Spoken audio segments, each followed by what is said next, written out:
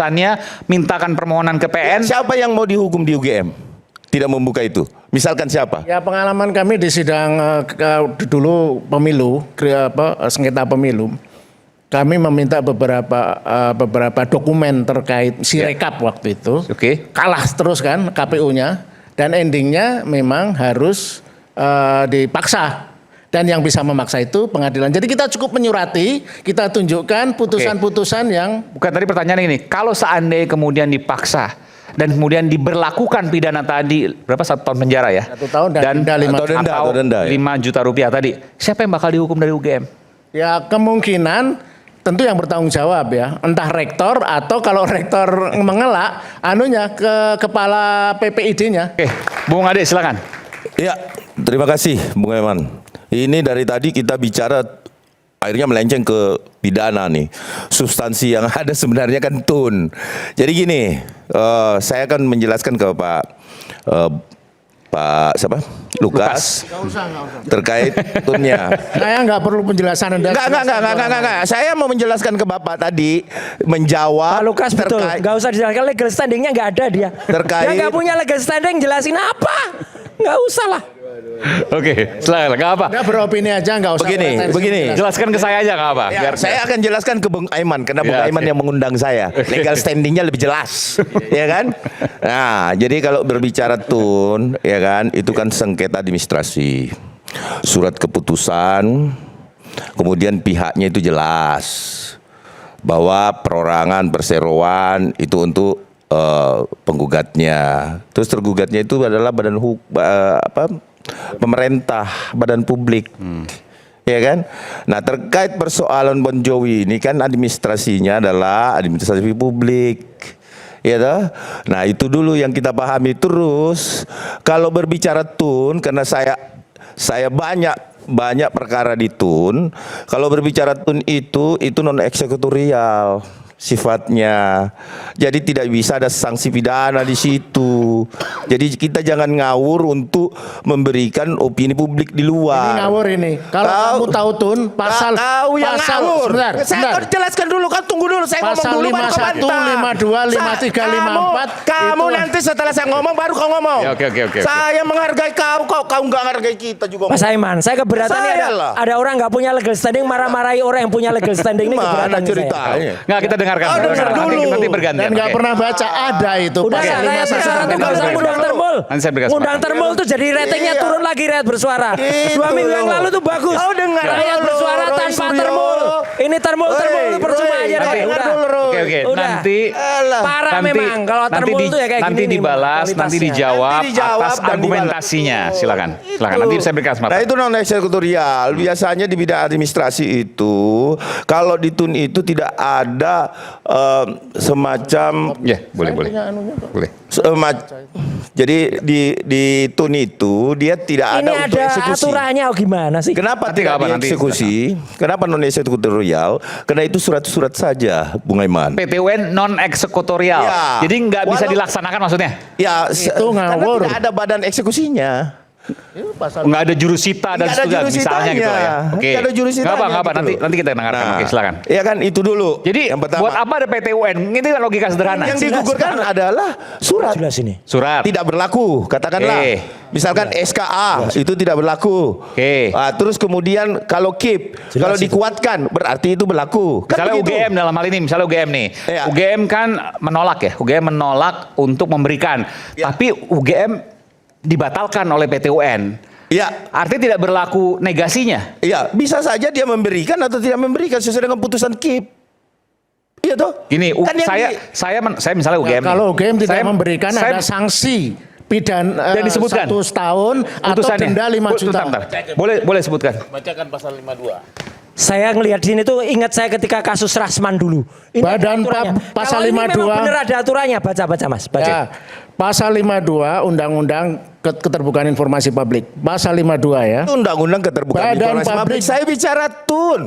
Dengerin Tun itu dulu nak. menguatkan undang-undang keterbukaan ini gimana? Badan sih? publik yang dengan sengaja tidak menyediakan atau tidak memberikan Nggak. dan atau Jadi tidak ini menerbitkan Bang. informasi publik berupa informasi publik secara berkala, informasi publik yang wajib diumumkan secara serta-merta, informasi publik yang wajib tersedia setiap saat, dan atau informasi publik yang harus diberikan atas dasar permintaan sesuai dengan UU ini dan mengakibatkan kerugian bagi orang lain dikenakan pidana kurungan paling lama 1 tahun dan atau pidana denda paling banyak 5 juta rupiah. Pasal 52. Sepakat. Oke. Undang-Undang 43 tahun Sepakat. 2009. Itu undang-undang KIP. KIP. Oke. KIP kan? KIP.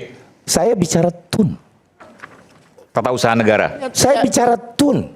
UGM Saya- maju ke TUN itu dengan basis undang-undang KIP. Mengerti Bapak? Mengerti Bapak? Anda yang begini. Anda yang begini. Anda yang begini. Ya, jangan nantangin saya, Bung. Oke. Kalau saya menghargai Anda, saya makanya mau jelaskan. Baca. TUN itu tidak non eksekutorial putusannya. Karena kenapa? Tidak ada jurusita, itu yang pertama. Yang kedua, yang digugurkan itu biasanya cuma administrasi atau surat menyurat. Sertifikat, kemudian surat keputusan dan lain Maunya sebagainya. kamu. Itu adalah ranahnya TUN. Nah, kemudian dia memperkuat itu terserah dari undang-undang KIP-nya. Kalau memang ada di situ sanksi, bisa nggak dijalankan itu kepada UGM nantinya? Dia berikan kok, UGM memberikan kok. Kalau memang perintahnya, dan perlu diingat bahwa putusan TUN ini belum final. Belum ingkrah. Masih ada PT-nya. Iya, PT masih TUN. bisa, kan masih bisa kasasi dia. Oh, langsung kasasi ya? Iya dong, Ya, itu kan masih saya bisa. tadi udah jelaskan. Iya, Memang Iya, salah- makanya kita jangan buru-buru juga. Tapi ada ancaman terlalu di maju, undang-undang KIP. mengatakan Nanti bahwa kesana. ada eksekusi di dalam Oke. TUN, Oke, bisa sebentar. dihukum, kemudian pejabat UGM-nya akan dihukum. Itu tidak, Sebentar, itu oke, menggunakan pasal apa? Itu KIP. undang-undang KIP. Dari mana Anda kemudian bisa mengatakan bahwa TUN tadi itu atas KIP tersebut? Ya kan memang Bon Jovi itu menggugat UGM tentang basisnya Undang-Undang Keterbukaan Informasi Publik. Oke. Jadi karena UGM menolak memberikan sejauh ini ya sampai menolak misalnya dengan banding. Nanti kalau putusan Mahkamah Agung juga menguatkan putusan Komisi Informasi. Oke. Nah kalau melawan itu, misalnya mencuekkan itu. Iya. Karena ada cerita beberapa kali terjadi itu. Itu akan bisa dipaksa melalui pengadilan negeri. Melalui? Melalui pengadilan. Berarti harus sidang lagi atau gimana? Ya bukan sidang, tapi Kan non-eksekutorial. memang mengajukan, pengalaman kami mengajukan surat ke pengadilan negeri untuk Bentar, memaksa. bentar. Makanya gini. Untuk memaksa. Misalnya dikasasi nanti menang lagi katakanlah gitu lah ya. Lalu kemudian pengadilan negeri yang melakukan eksekusi kan? Ya, kita Gimana meminta caranya? pengadilan negeri untuk Oh, hanya berupa surat putusan tadi. Ya. Oke, lalu nanti pengadilan negeri yang melakukan eksekusi. Silakan. Jadi gini, kalau di pengadilan negeri itu kan ranahnya berbeda lagi. Nggak bisa dari TUN nyebrang ke nggak situ. bisa dong. Masa ranahnya TUN masuk ke peradilan umum? Ya, memang Ya itu kan? aturannya begitu. Dia Ya, nggak tahu aturannya kayaknya. Ya, justru saya nanya aturannya yang mana, gitu loh. Yang menyatakan bahwa TUN ketika terjadi pemenangan bisa dieksekusi melalui peradilan umum. Jadi menurut Anda TUN itu hanya menyatakan asli, Bahwa tidak asli. putusan KIP itu berdasarkan surat nomor 3 dan lain-lain ya. Saya lihat ini nomor 3 tahun 2025 Ya. ini itu adalah tentang penetapan klasifikasi informasi yang dikecualikan. Itu yang bisa dibuka ke publik. Kan itu persoalannya. Yang kemarin bahwa kemudian UGM keberatan, Ya. maka UGM menggugat itu. Kenapa? Dan ditolak. Dia melindungi KHS tadi. Oke. Kan begitu. Dan kemudian ditolak oleh TUN. Ditolak. Konsekuensinya adalah Konsekuensinya dia harus membuka kepada publik. siapa? UGM dong. Apa aja? Kalau ingkrah. Tunggu kasasi lagi Iya berarti. dong, Oke. itu dulu. Berarti ketika kasasi nanti misalnya katakanlah UGM kalah lagi, maka harus dibuka tuh KHS, legalisir. Ya apa yang semua. dimohonkan? Oke, apa yang yang tadi. dimohonkan di KIP? Oke. Apa yang dimohonkan Ya di KIP? sebenarnya satu suara dong ini. Iya, tetapi yang tadi Saya saya mau nggak jawab. ngakuin ada ancaman pidana 1 tahun. Oh, ancaman pidananya. Ya Oke. itu KIP. Makanya saya bilang Oke, tadi. sekarang saya tanya lagi. Kalau seandainya nanti kasasi UGM kalah lagi, maka harus membuka kan UGM? Ya. Kalau UGM nggak mau buka juga ada konsekuensi nggak? Ya konsekuensinya kalau misalkan memang beliau ambil langkah hukum, apakah bisa undang-undang KIP itu menjerat orang yang tidak memberikan itu dari Dengan lembaga datang UGM ke pengadilan negeri bawa putusannya, mintakan permohonan ke PN. Siapa yang mau dihukum di UGM? Tidak membuka itu. Misalkan siapa? Ya pengalaman kami di sidang dulu pemilu, sengketa pemilu, kami meminta beberapa dokumen terkait Sirekap waktu itu. Oke. Kalah terus kan KPU-nya dan endingnya memang harus dipaksa. Dan yang bisa memaksa itu pengadilan. Jadi kita cukup menyurati, kita tunjukkan putusan-putusan yang... Bukan, tadi pertanyaan ini, kalau seandainya kemudian dipaksa dan kemudian diberlakukan pidana tadi, berapa, 1 tahun penjara ya? 1 tahun dan denda 5 juta rupiah tadi, siapa yang bakal dihukum dari UGM? Ya kemungkinan tentu yang bertanggung jawab ya, entah rektor atau kalau rektor mengelak, ke kepala PPID-nya, pejabat pengelola informasi dan dokumentasi minimal. Oke, nanti bisa dimohonkan gitu ya. Oke, silakan, Bung Bona ada mau jawab? PPID. Oh, PPID. Jadi ya silakan. Jadi yang dihukum di sini atasan PPID. Atasan PPID siapa itu? Rektor. Oh, rektor. Ya. Dari mana tuh aturannya? Karena yang menjabat atasan PPID UGM rektor. Rektor. Enggak, itu aturannya dari mana? Saya bermohon waktu itu atasan PPID UGM. Oh, Anda menyampaikan permohonan itu? Saya banding waktu itu ke UGM. Jadi Ini KIP ya, ini sidang KIP ya? Oke, Jadi gimana, silakan. jadi beda-beda nih Bang. Kalau Oke, atasan silakan. di setiap instansi beda-beda atasan PPID-nya. Iya. Kalau di kementerian biasanya sekjen. Oke. Tapi kalau di UGM itu atasan PPID-nya rektor langsung. Oke. Bawahnya ada PPID namanya. Enggak, yang dimohonkan Anda waktu itu apa, Bung Bona? Oh, saya banyak kan. Pak Dokter Bona. Banyak yang saya mohonkan. Oke, misalnya nggak, kalau untuk membuka data, UGM membuka data, dan ada yang bertanggung jawab di situ. Kalau seandainya konsekuensi itu tidak dilakukan atas permintaan Anda, Iya.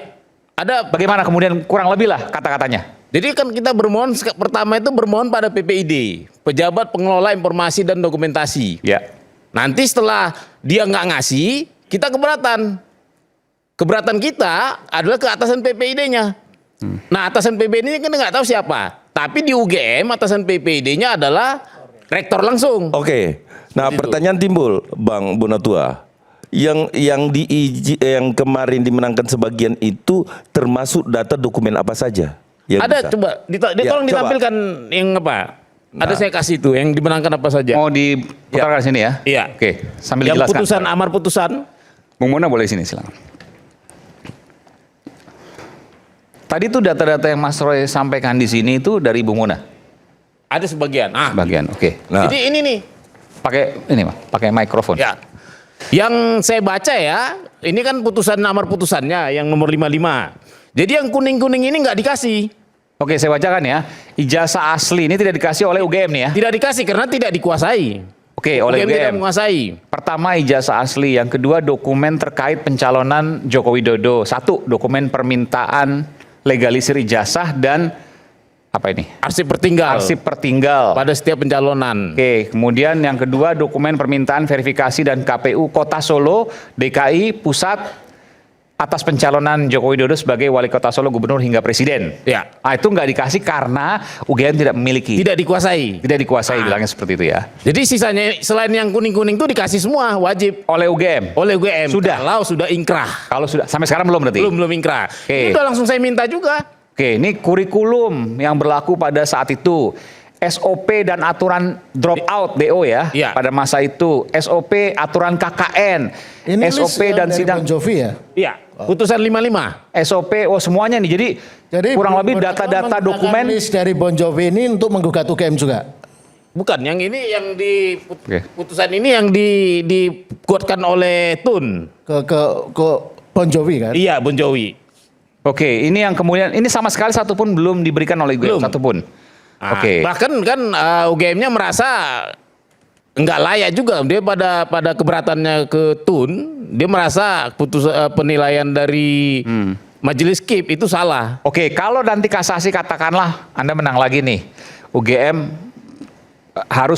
bukan harus membuka, UGM keberatan UGM dibatalkan atau tidak dikabulkan, maka UGM harus membuka ini. Harus. Bahkan bukan hanya Bon Jovi, semua publik. Bukan meminta bisa membuka ya, klarifikasi. tapi harus membuka. Karena artinya beda, bisa membuka dengan harus membuka. Harus. Dari mana aturan itu? Keputusan KIP, karena di situ di pasal 15 itu ini ada dibuka karena berdasarkan permintaan namanya. Oh, putusan KIP bunyinya seperti apa? Coba ada lagi satu lagi filenya putusan KIP amarnya. Oke, Tolong silakan. diingat. Amar putusan. Ini amar putusannya. Saya bacakan ya, memutuskan. 1. Mengabulkan permohonan pemohon untuk sebagian. Ya. 2. Menguatkan penetapan pejabat pengelola informasi dan dokumentasi nomor sekian tentang penetapan klasifikasi informasi dikecualikan. Oke. Maksudnya dikecualikan ini maksudnya yang bisa dijelaskan nih, maksudnya apa? Informasi yang sangat sensitif pribadi seperti yang saya sebut tadi, misalnya kesehatan, Oke. catatan pajak, yang gitu. Artinya harus dibuka. Ya, yang 8 poin utama, yang 8 itu Harus dibuka. Atas poin putusan 2 ini. Lebih Oke. tepatnya ini Mas Eman, dikecualikan itu jika setelah uji konsekuensi itu manfaatnya sangat sangat berbahaya bagi pemilik Oke. informasi. Oke, intinya yang uji konsekuensi ya. bahasa awamnya yang dirahasiakan lah sebenarnya dirahasiakan. untuk pribadi gitu. Iya. Tapi harus dibuka ini atas putusan ini. Iya harus. Oke, yang ketiga menyatakan informasi yang dimohon oleh pemohon sebagaimana dimaksud oleh paragraf di atas tidak dalam penguasaan termohon. Nah ini ijazah asli tadi nih. Nah, yang 6,3 Bukan itu dong, termasuk KHS jelaskan. ini. Ini kan Jelaskan boleh. putusan untuk Bon Jovi ini. Iya. Jadi 6,3 itu tidak dalam penguasaan Termohon. termohon UGM ya? Nggak punya. Atau dia tidak punya. Ternyata UGM itu tidak punya hampir semua SOP yang kita minta. Oke.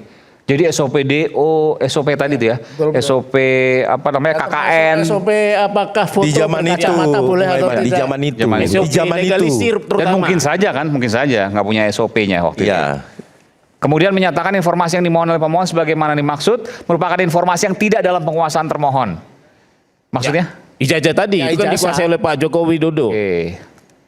Jadi intinya UGM di sini adalah harus membuka informasi-informasi yang sebelumnya dinyatakan sebagai rahasia kepada publik. Ya, betul. Itu putusan KIP. Istilahnya bukan rahasia, tertutup. Iya tertutup. Oke, Karena- bahasa awamnya karena rahasia dalam lah. konteks ini Jokowi itu karena pejabat publik, Iya. tidak seperti orang biasa seperti kita. Kita boleh merahasiakan ijazah kita dan karena kita bukan pejabat. Kalau pejabat publik status itu gugur, makanya ada istilah dikecualikan. Sebagai pejabat publik, dia wajib membuka hal-hal seperti itu. Oke, ini putusan KIP.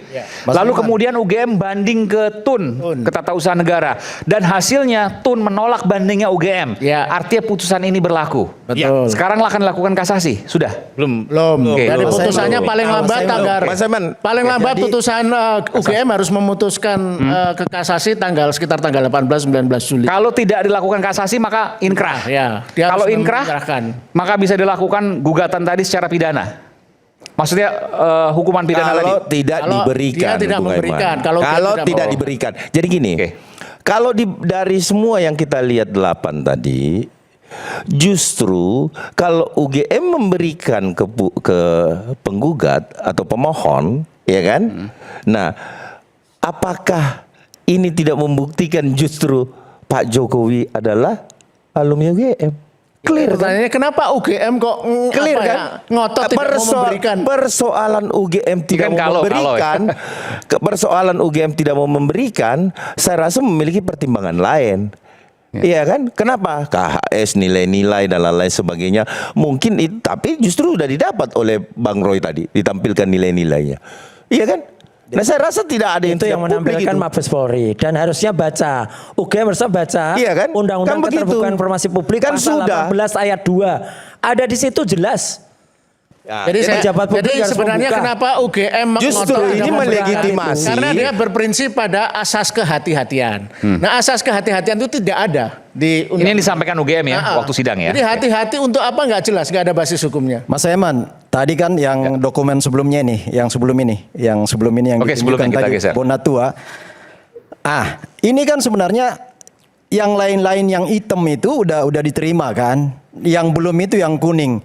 Ya emang nggak bisa UGM kasih. Belum, Ijazah- UGM Bentar. belum ngasih satu lembar pun. Enggak. Ini kan didapat dari KPU sebagian kan. Nah yang kuning pertama itu ijazah asli. Nggak mungkin UGM megang ijazah asli. Nggak mungkin KPUD, KPU pusat megang. Iya kan? Satu. Yang kedua, yang poin dokumen-dokumen di bawah di 2 Romawi ke bawah itu emang nggak ada di UGM-nya. Ya, ijazah asli nanti Pak Jokowi akan tunjukkan tadi yang saya katakan awal. Itu nanti dalam persidangan pembuktian soal kasusnya Mas Roy. Baru di situ pembuktian ijazah asli itu akan ada. Kalau UGM memang nggak punya ijazah asli, yang ada di UGM adalah pertinggal salinan, pertinggal legalisir. Jadi ketika misalnya Pak Jokowi mau daftar capres, legalisasi, 1 legalisasi di bawah Pak Jokowi, kalau itu 1, kalau misalnya 3 di bawah, 1 pertinggal untuk di UGM. Paling itu yang dipunyain UGM, yang bukti legalisasi. Kalau aslinya kan mimpi UGM punya, kan nggak ada. Yang punya itu pribadi, siapapun yang punya ijazah Pak Jokowi. Misalnya Mas Roy sebagai tamatan lulusan Pasti. UGM, Mas Roy pegang aslinya kan gitu. UGM nggak, kampus nggak pegang. Jadi emang salah alamat juga kalau diminta UGM itu. Itu poinnya. Jadi yang di gugatan yang dimenangkan Bon Yang Jovi, kuning-kuning, tapi kan salinan ijazah asli harusnya ada kan fotokopiannya. salinan fotokopi yang dilegalisir ada. Transkrip nilai pasti ada. Pasti ada. KRS dan KS pasti ada. Semua kopian itu Ya. pasti. Yang sisanya memang dimiliki oleh Ya. hanya pemilik mahasiswa pada saat Supaya itu. clear, Atau supaya clear. lulusan, mohon maaf, pada saat itu. Itu aja. Ya. yang kuning poin 2 itu sebenarnya begini penjelasannya. Jadi ketika mencalonkan diri sebagai wali kota, gubernur dan presiden, pasti kan ketika mau mengajukan legalisasi ijazah, mereka kan menyurati kan. Nah, mestinya surat itu ada dong ininya, dokumennya. Itu sebenarnya nanti kita Gimana? ketika Jokowi mau mencalonkan diri menjadi wali kota, Ya, jadi oke. gubernur, jadi presiden, kan salah satu syaratnya legalisasi ijazah. Betul. Nah, ketika mengajukan ke UGM saat itu untuk melegalisasi ijazah, itu kan pasti menyuratin dong. Kalau Ya, buka ya, aja. ya, oke, Nah, oke. surat itu Pasti ada, kalau nah, arsipnya bagus, asumsinya ada. pastinya ada dong. Oke. Jadi mestinya itu tidak kuning juga, bro. Oke. Oke. Iya. Oke. Jadi begini, Bung Iwan, terlepas dari apa yang dimenangkan teman-teman ini, ya kan, Bon Jovi mau menang atau apa, ini tidak akan berpengaruh dengan apakah Pak Jokowi itu bisa dibuktikan dia tidak Palsu kuliah di UGM, kemudian palsu ijazahnya, kan jelas karena ada semua. Ini akan diberikan nantinya ketika memang sudah ingkrah. Tapi kan ada putusan KIP. Iya, keputusan KIP itu justru menguatkan dia kan, memenangkan yang tadi ini kan. Tidak serta-merta harus dibuka. Iya, tetapi ini kan jelas 2 dari sampai ke 8 itu kan artinya dimenangkan di KIP, bisa dibuka. Saya rasa tidak masalah juga kalau Bro, diberikan kalau oleh kamu UGM. misalkan walaupun nggak mungkin ya, kalau kamu rektor UGM atau kepala PPID UGM, kalau ada publik minta setelah kontroversi, kamu kasih nggak permintaan itu? Kalau yakin punya UGM? Ya saya rasa begini, kan jelas UGM itu menjalankan regulasi.